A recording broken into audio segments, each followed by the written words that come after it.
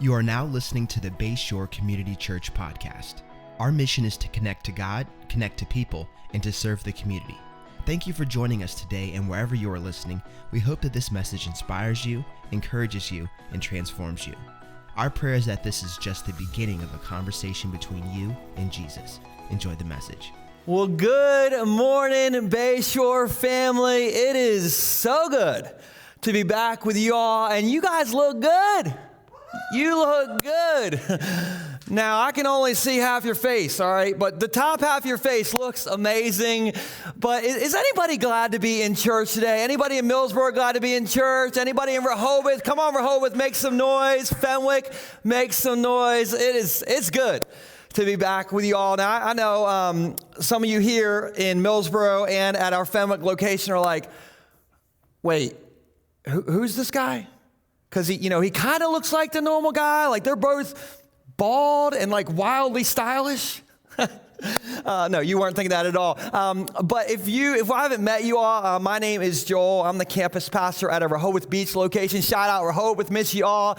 And the reason I look like the normal guy, if you're from Millsboro or our Fenwick location, is because the normal guy, Pastor Danny, that's my dad, all right? And some of you right now are like, oh, great, Pastor Danny's not speaking today. I am so bummed out. And if you're thinking that, I'm not even upset that you're thinking that, because I'm sort of thinking the same thing, all right? And so if this is your first Sunday here or at our Fenwick location and you think today is okay, then come back next weekend because you get to hear the normal guy and he is the best. But while we are all together, something good about today is all of our campuses are all together in this moment right now. And so shout out to Rehoboth, to Butch and Amy in the front row, hopefully. Hey to Robin, Heather Little at our Fenwick location. Hey to Dave Bafford, my buddy, who watches online. So glad you guys are with us. And since we're all together, I thought we'd just do something fun today. I need everybody to play along. Rehoboth, I have spies there. I can see what's happening. Fenwick, Jeremy is making sure you're all doing this. I need everybody at every location to just air high five 3 people right now and just tell them that's the best looking face mask I've ever seen, okay? 3 people, air high five them, tell them that's the best face mask you have ever seen. You have to do it, play my games, come on. Go ahead right now, everybody here do that. This is how we meet and greet in the middle of a pandemic right here. All right, come back to me. So, some of you are like trying to get a date out of it. It's like, hey, that's the best face mask I've ever seen, and do you want to go to Five Guys after this? That's a smart move to do that in that moment right there. But we're talking about love today, and I thought I would just start out by telling you guys a little bit about myself. Some of you don't know me that well. As a kid, I went to East Millsboro Elementary right here in Millsboro. And any East Millsboro Elementary alumni, any like Golden Knights in the house? 2 people. All right, that's awesome. That's okay. But I went there to East Millsboro Elementary School, and I was an 80s kid in East Millsboro Elementary School. That's when I was in school then. And so I thought we'd all kind of like take a journey back to the 80s, kind of feel 80s in elementary school for a second. And so like as an 80s kid in elementary school, you knew that MC Hammer was at the top of the charts, baby. And every elementary school kid in the 80s asked their mom if they could get some MC Hammer pants. And every mom said, no, you can't. Everybody felt that, 80s kids felt that. In the 80s, every kid had a jean jacket, rocked a JanSport backpack, and could not wait for computer class to play the Oregon Trail. Come on, who knows what I'm talking about?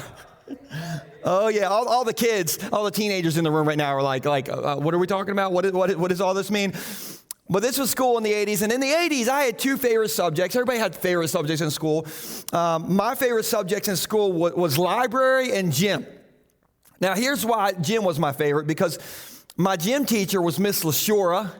And Miss LaShura was the best. And when I was a kid, like 30 years ago, she was like 90 years old then. And I've heard she is still around the town of Millsboro, and she could probably bench press all of us. And so Miss LaShura was amazing. And in gym class, Miss LaShura always had us do warm-ups. And so I thought we kind of like warm up for today's message. And so I need everybody to play along. And everybody just put your hands straight out. Normally, Miss LaShura made us do this, all right? But I don't want you to like church chop the person next to you. So we're going to go straight out. And in warm-ups, we used to do circles. Anybody remember these circles? And she'd have you do bigger circles, like wax on. You'd be waxing on, so a little bigger circles. And eventually, we would get real big. All right, don't get too big because I don't want to elbow and have an insurance liability situation. Jeremy wouldn't like that. But we would eventually get real big circles, and we would warm up. All right, everybody can stop doing the warm-ups. But now you're ready for today's message. But I love gym class. It's my favorite class in school, in elementary school. My second favorite class in elementary school was library. Now, I know some of you are impressed right now. You're like, Joel is a reader. And readers are leaders like kids. You got to be like Joel. Okay, no. The reason that library was my favorite class was not because I loved to read, but because in the 80s, if you read 5 books a month, you got a free personal pan pizza from the Pizza Hut. Who remembers the Book It program from the Hut? Anybody remember that? I love the Book It program. I found the Book It button this week on the internet. We'll put it there. Here we go. Oh, this is what I live for right here. I didn't love to read, but I love free pizza. And in elementary school, listen, I lived to fill up the stickers on this button.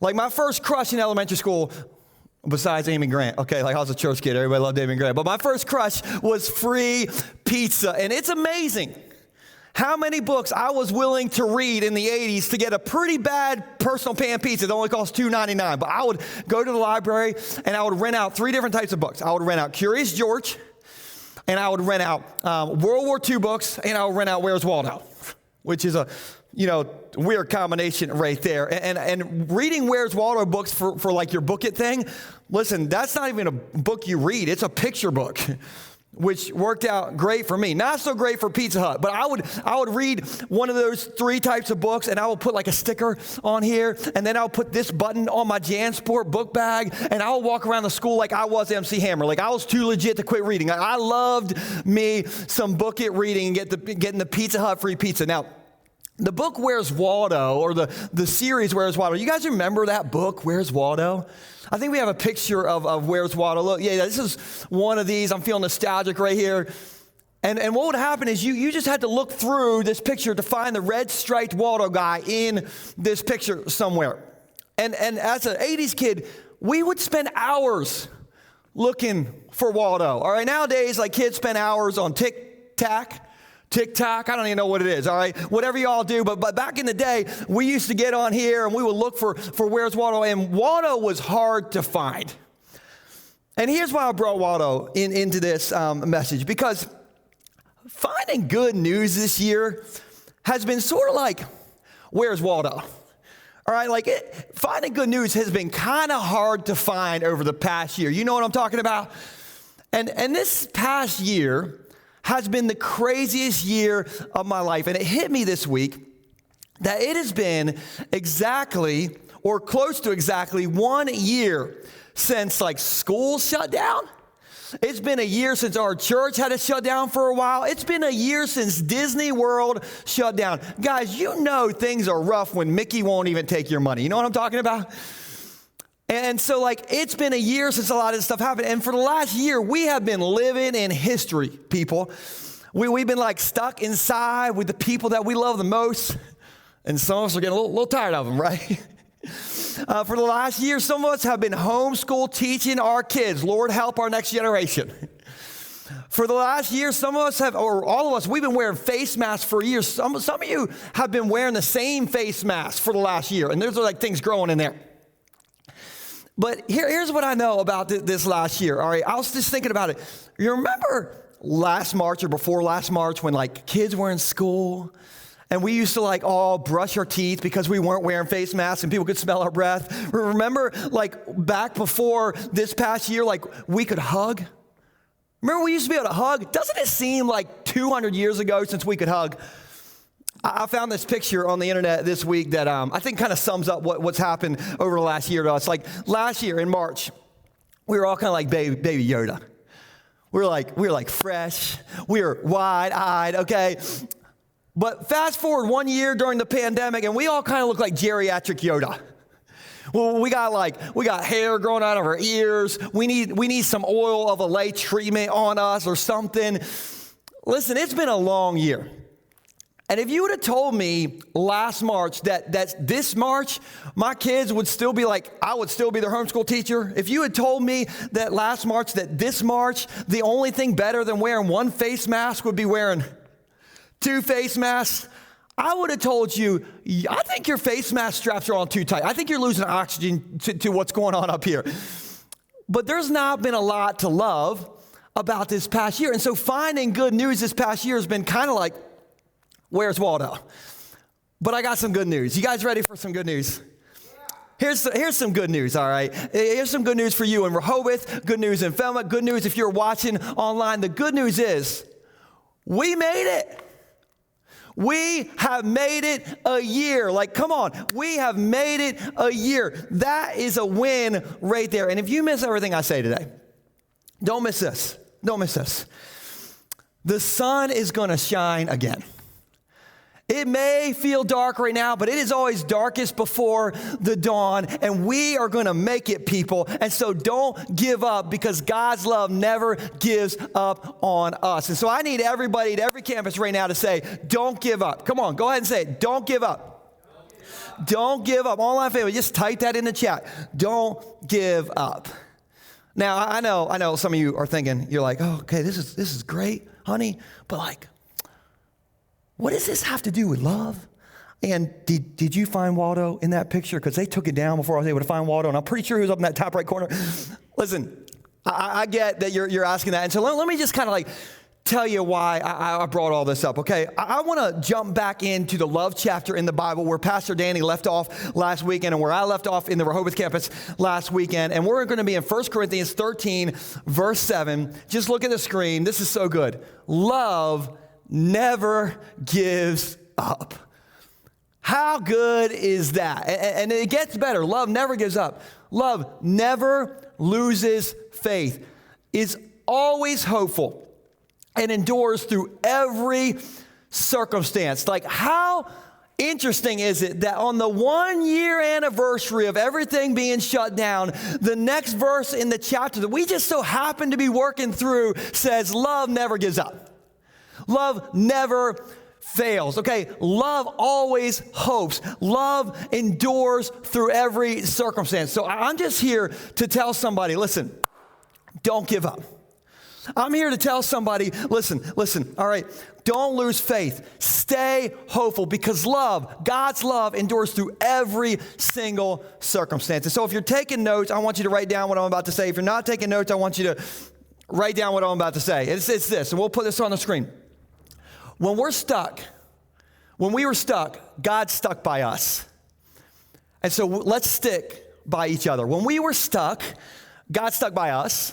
So let's stick by each other. So I'm curious, everyone, every campus, by a raise of hands, how many of you love the snow? Any snow people in the room? Snow people? Not a lot of love for snow in Millsburg. Okay, what about this? How many of you love 80 and sunny and a snow cone? That's the kind of snow you're into. Anybody?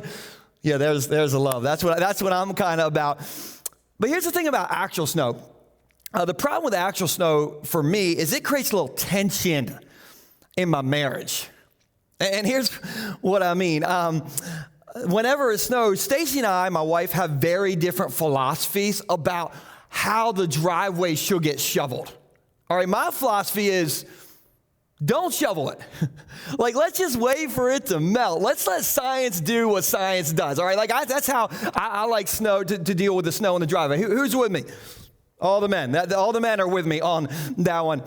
Stacy's philosophy is that somebody should shovel the driveway at least 7 times during the entire snow event. And that somebody has a name, and his name is me, Emmy. But she's always like clever about how she says it. She'll be like, hey, baby, we should like go out and shovel the driveway right now. Now, every married man knows that we means what? We means me, right? That means you got to get out there and shovel the driveway. And so I remember a few years ago, we got a big snowstorm in Delaware. I'm talking a big snowstorm. It happened on a Friday. We had so much snow that we actually had to cancel church that Sunday. I think we took a picture. I took a picture. This is me in front of the Rehoboth campus that Sunday. Look at this snow. This is some snow. Okay, so this weekend, years ago, it snowed. And it snowed on a Friday. This snow came on a Friday, and it was super windy that Friday. And it created like this 3-foot snow drift at the end of my driveway. All that wind and all that snow created this huge snow drift at the end of my driveway while my wife was at work. Now, my wife started coming home from work, and there's snow everywhere. She's driving the family minivan home, and I'm sure she was thinking, my man is probably out there in the snow right now, like shoveling the driveway for me. He is so muscular. He is so dreamy. I'm sure that's what she was thinking. That was not what I was doing, people. What I was doing is I was standing in my house looking out the window while watching Star Wars thinking, what an amazing time to be alive. Like I'm in here, there's snow out there, I got Darth Vader on the TV. Like I was living my best life, you guys, until as I'm looking out the window, true story, I saw my wife's van like come around the corner of the neighborhood. And that's when it hit me like, oh, I probably should have cleared out the driveway. And so Stacy gets into the front of our house.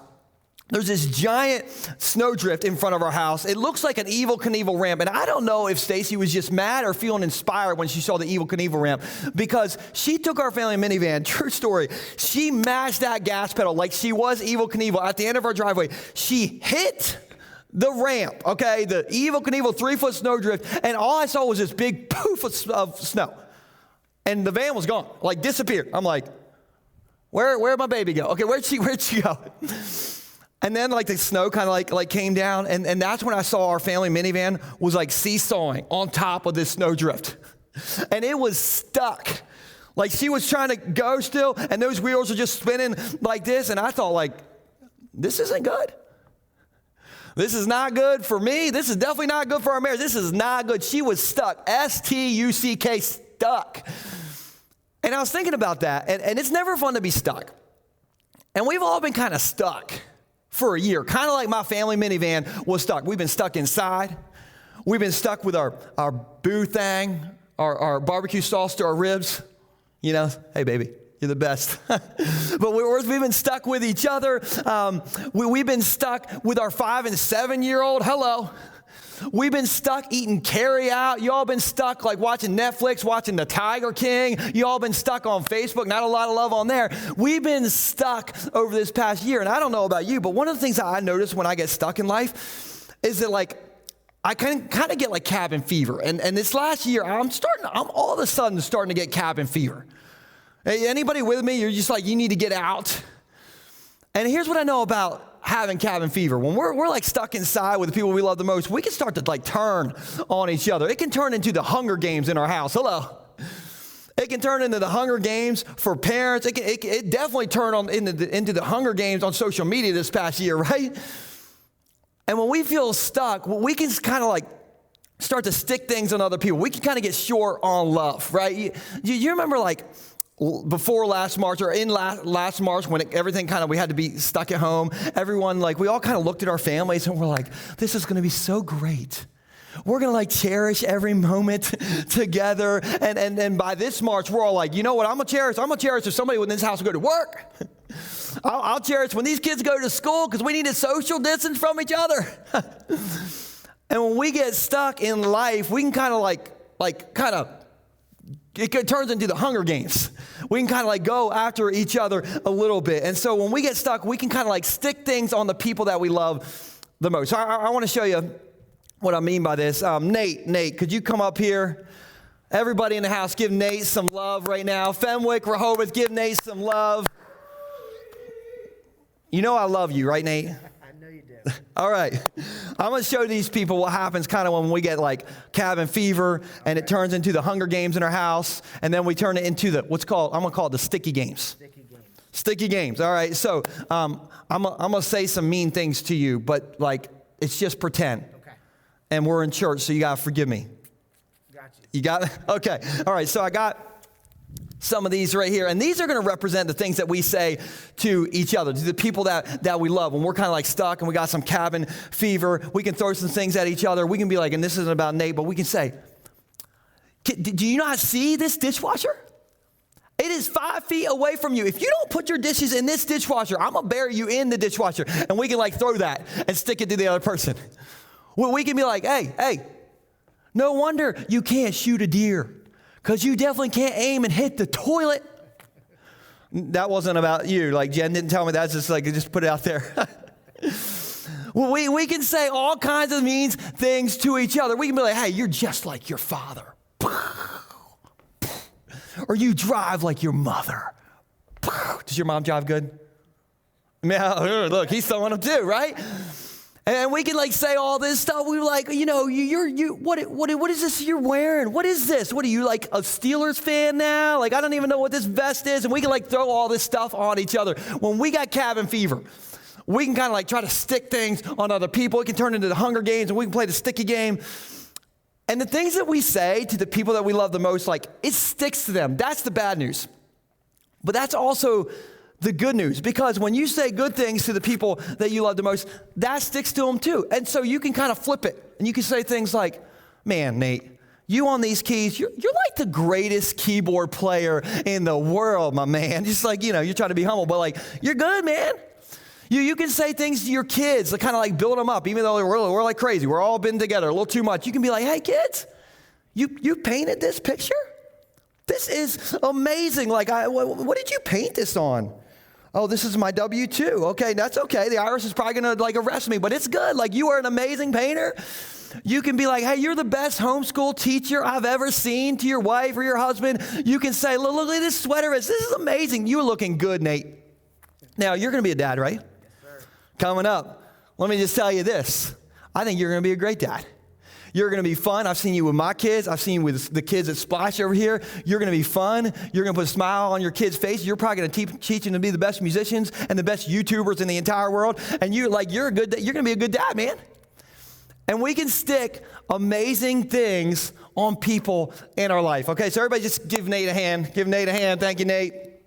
You can take those with you. You just wear them forever. But we can stick good things on the people that we love the most, and we can also stick not so good things on the people that we love the most. And here's what's interesting. When we stick like bad things and we shame other people, that's not the Jesus way. You want to hear something interesting? I think this is interesting.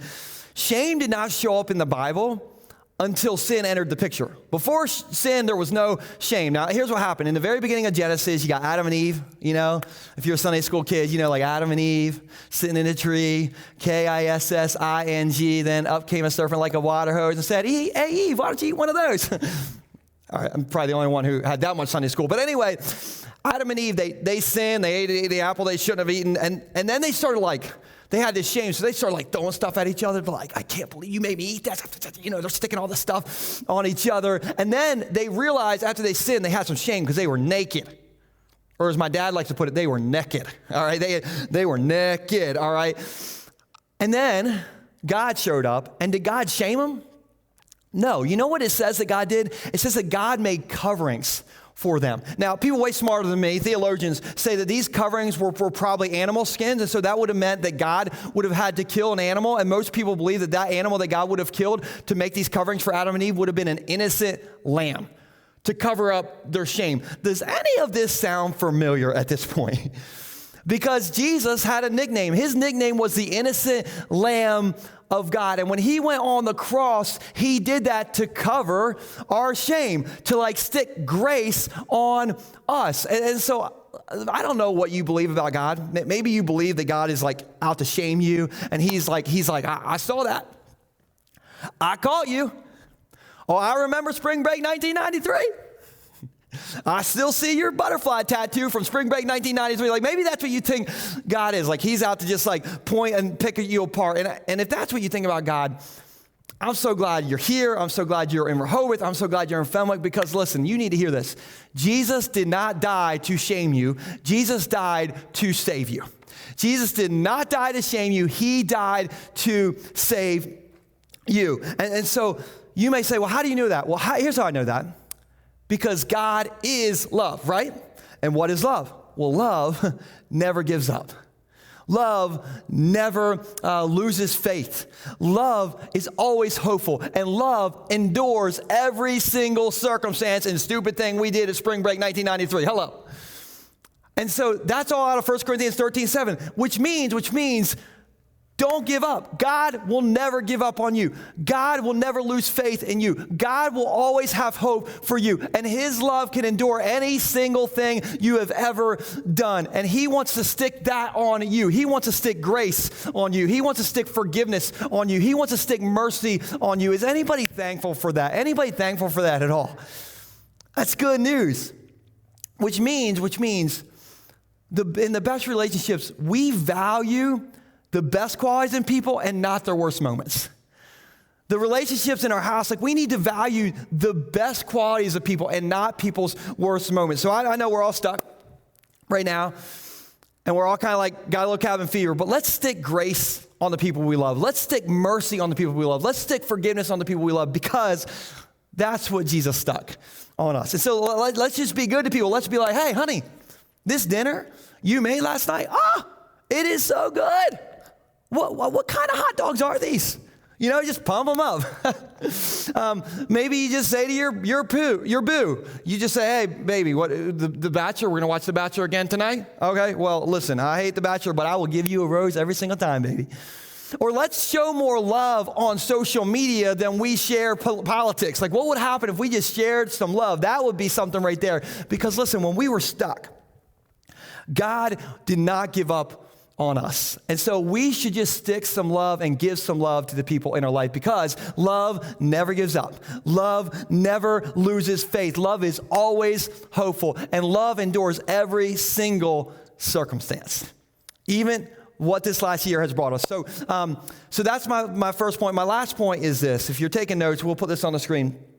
God's love believes the best about us.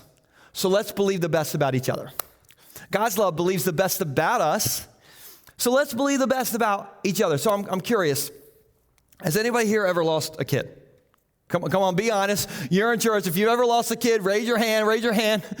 Wow, that's actually surprisingly comforting and equally terrifying right there. Some of you walked into church today with a kid, and I just asked you if you ever lost your kid, and you look down, and you're like, where'd he go? Where'd my kid go? Listen, most parents have lost a kid before. Let me tell you why I brought that up. Because back in September of this past year, me and my wife, we moved into our new house. And there is nothing better than moving into a new house. And there is nothing worse than move-in day. Hello. And so move-in day was crazy. We had some people come over to help us. Actually, Jeremy and Reagan from our Fenwick campus came and helped us out. Thank you guys for that. We had some people helping us. And on move-in day, it was so busy that I was only like vaguely aware that I even owned children. Like I knew I had a few kids, but like they could have taken an Uber down to Key West and I would have had no idea on moving day. It was just a crazy day. And this is also why I can't be like a volunteer in Bayshore Kids because I just was not sure where my kids were. So at some point we're moving some stuff and I think it was Reagan who said like, hey Joel, where's Nora and Nixon? And I was like, who now? And she's like, where's your kids? And I'm like, because I hadn't seen them in like 6 hours. I don't know. It's been a long time. And so we started getting frantic. Everybody's like looking everywhere for my kids. We're like running around. We're looking inside. We're looking outside. We're playing like, where's Waldo with my kids? And they were gone. Waldo was gone. And so I started panicking. Me and Stacy, we started believing the worst. We're like, oh no, somebody caught him, or Sussex County Seagull swooped down and like grabbed them. We're thinking they did take that Uber down to Key West, and we're panicking, looking everywhere. And every parent knows that feeling where you like think you lost your kid, and you're like, how did I lose a kid? And I was thinking like, how did I lose 2 kids, right? And so we're looking everywhere and we're like believing the worst. And we're like, should we call the HOA? Should we call the FBI, the CIA, the Pentagon? What do we do? And I'm sure my neighbors were like looking around. It was our first day there. They're like, this pastor, like he needs to keep a better watch on his flock. Like it's where he lost his kids. And finally we found my kids and they were totally fine. They were in my neighbor's backyard playing by their pond, having the greatest day of their life. And we found them, we were talking to my kids, and my kids were like still talking to the neighbor, and they're like, can we come over whenever we want? I'm like, have you kids not learned anything about stranger danger? Like, do you not even remember any of this? But we believed the worst. And let me just tell you, I'm stressed out just telling that story because it just messed with me. And here's why I bring that up. Because what we believe makes a big impact in our life. What we believe makes a big impact in our life. You remember like last March when like, I don't know if this happened to you, but when this whole pandemic thing happened, every time I cough at first, I'd be like, then I'd be like, oh no. I'll be like, baby, I think I got it. I believe I got it. And she's like, no, you're fine. Every time we would eat dinner, and I'd be like, I can't taste my food.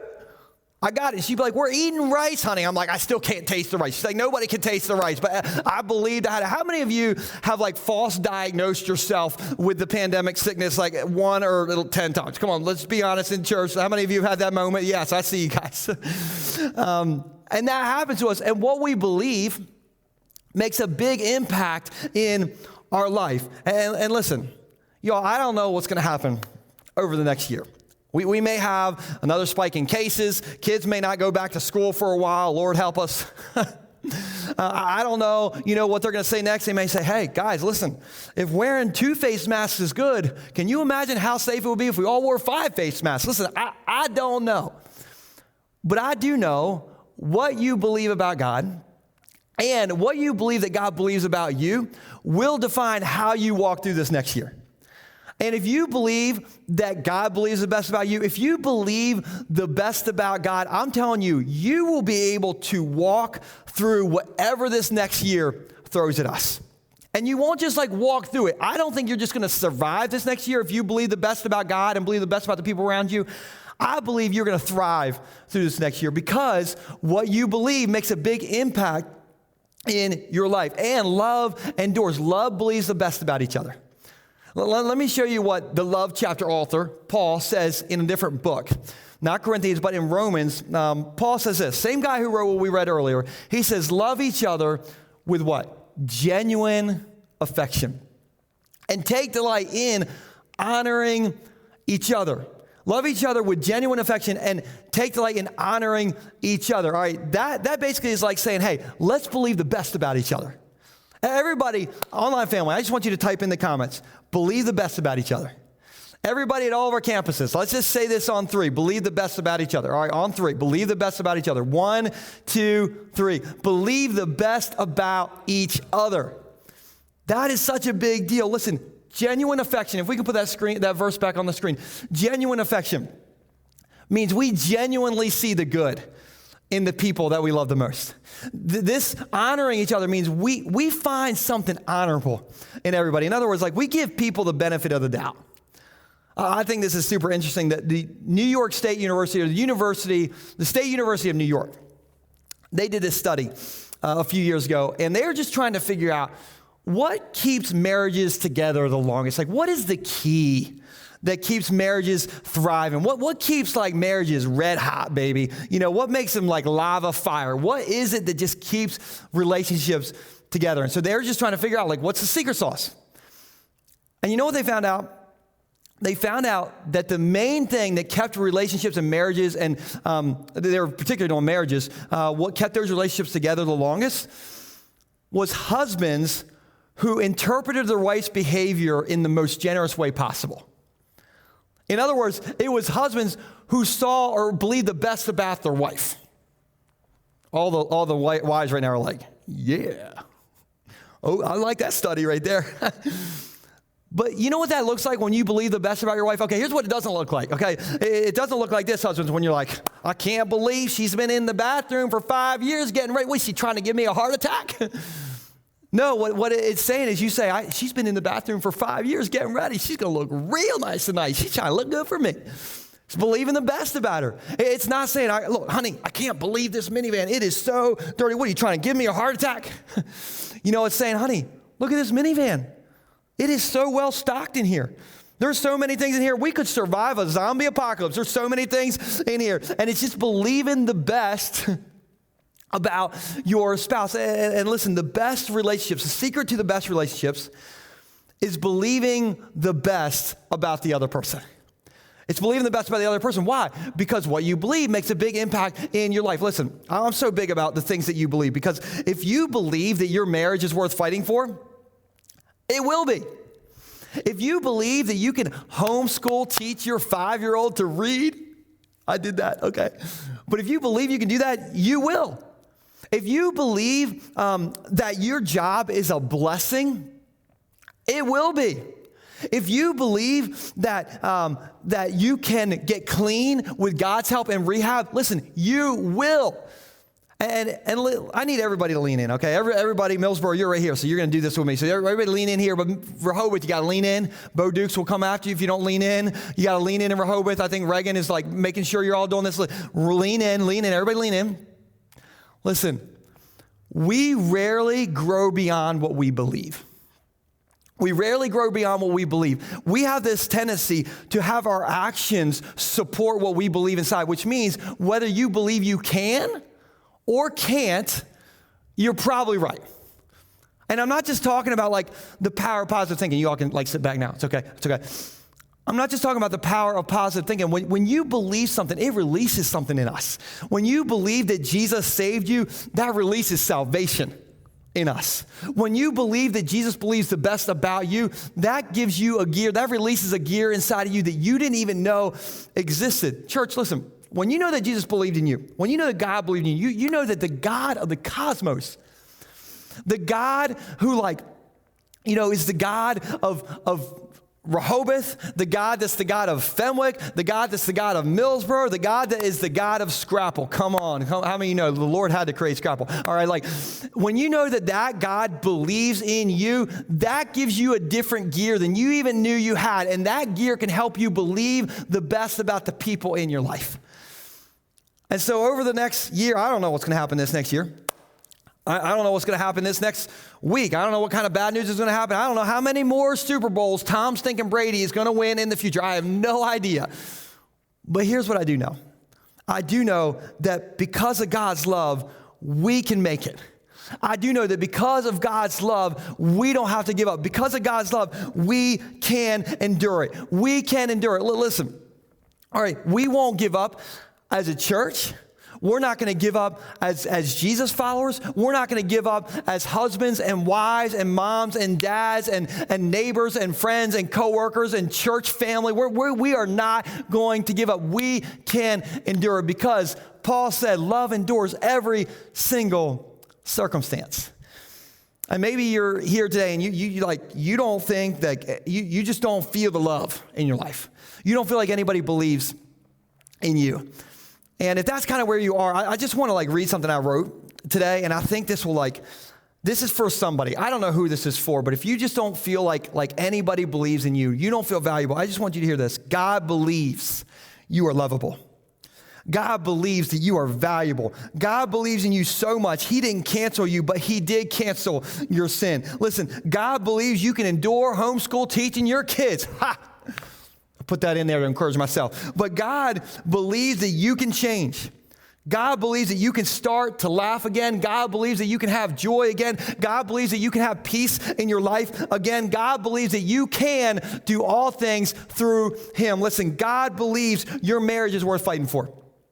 God believes that your strained relationships are worth fighting for. God believes that you won't just survive this next year, but we can thrive through this next year. God believes that one day you are going to hear him say, well done, my good and faithful servant. Listen, God believes that you are worth dying for, so you got a whole lot worth living for. And so God believes in you. And so don't give up. Don't give up. Don't give up. Don't give up. Paul says, don't give up because love never gave up on you. And this whole idea of love never giving up, I just want to end with a story. Speaking of not giving up, in my neighborhood that I live in, there's a four-way stop when you pull up there. And the other day, I was pulling in my neighborhood, and I was in my little car, and I got to the four-way stop, and there was a 1990s Ford Explorer in front of me. Okay, and I'm a 1990s Ford Explorer nowadays. That's basically like a vintage classic car, you guys. And so I'm behind this old, 1990s Ford Explorer, and I'm just I'm daydreaming about Jurassic Park, the movie, because of the Ford Explorer. Marketing, man. Anyway, so I'm just sitting there, I'm thinking about dinosaurs while I'm behind this Explorer, and I noticed something dripping out from underneath the Explorer. And I'm like, what is that? And I didn't know what it was, and then I smelled gas, and I'm like, oh, that's gas.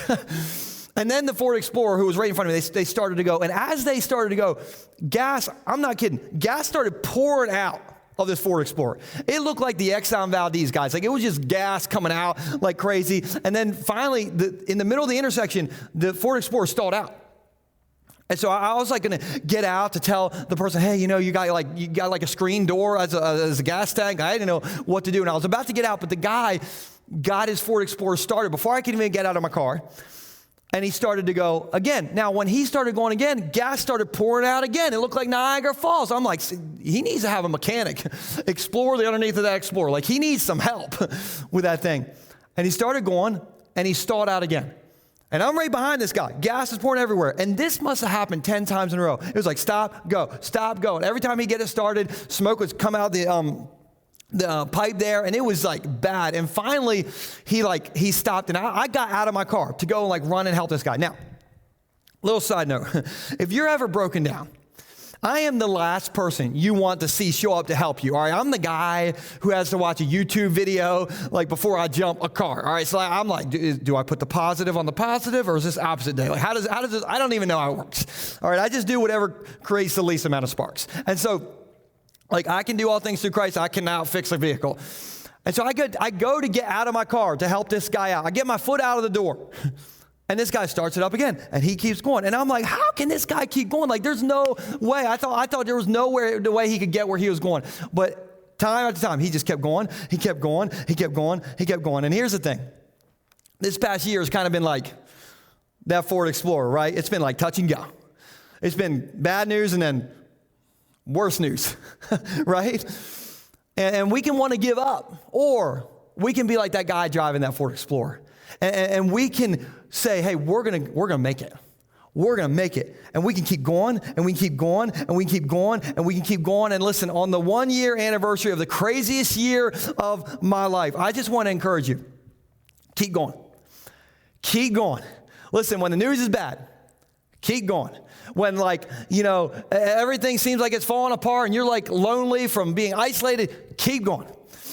When you watching your kids struggle with online learning is kind of ripping at your heart, right? Just keep going. When you want to social distance from your boo thing, keep going.